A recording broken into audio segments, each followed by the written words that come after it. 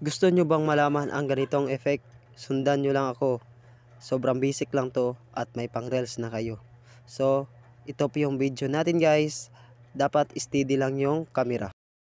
Tapos, ito po yung actingan natin guys para talagang may sky na parang ini-skip natin. Tapos, dito lang kasi stop natin tong video. Then, click para mag-highlights. Tapos, split. Then, delete na yung sobra. Tapos, click na din natin yung ending, then delete. So, ito na po yung first natin guys. Yung action natin dito is parang may binabato tayo. Tapos, click natin yung video, then hanapin natin ang split.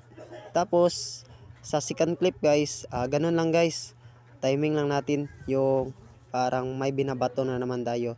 Diyan, then split na naman. Tapos, sa third clip, pabalik-balik lang to guys.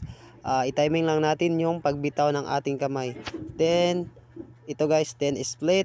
Tapos, sa pang-apat is ganun lang din. Yung pagbitaw ng ating kamay, doon natin i-timing. Then, click natin yung video. Tapos, split. Then, itong plus na sign guys, dito tayo kukuha ng sky effect. So, yan. Click lang natin. Tapos, click natin tong library.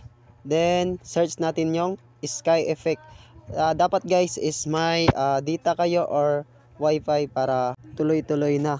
Kasi kapag wala ang nakalagay dito guys no internet. So, sa akin guys, ito po yung pinili kong sky effect. Is kung sa inyo marami naman kayong pagpipilian dyan. Pero sa akin ito. Tapos, add natin, then allow. Allow lang natin to guys. Tapos, ito na guys. Yung pipiliin natin na first clip na sky effect is ito.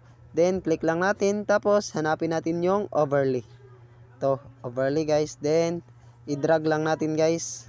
Tapos, dapat nakadugtong talaga guys yung first clip natin at saka yung sky effect natin na una guys, yung itong pinakauna. Ito na guys, nadugtong na siya. Then, ito na. Tapos, yung sobra natin is pwede nating i-delete. So, click, tapos split, tapos delete. So, ganito lang guys. Click lang natin.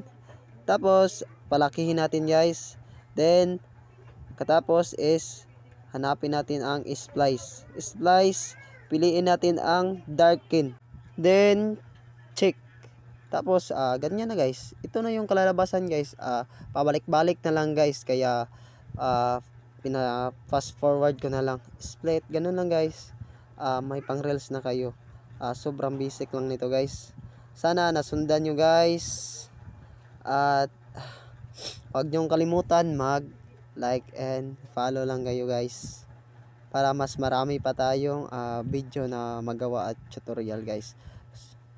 Tapos, huwag natin kalimutan ang aspect ratio. Piliin natin 9.16. Then check.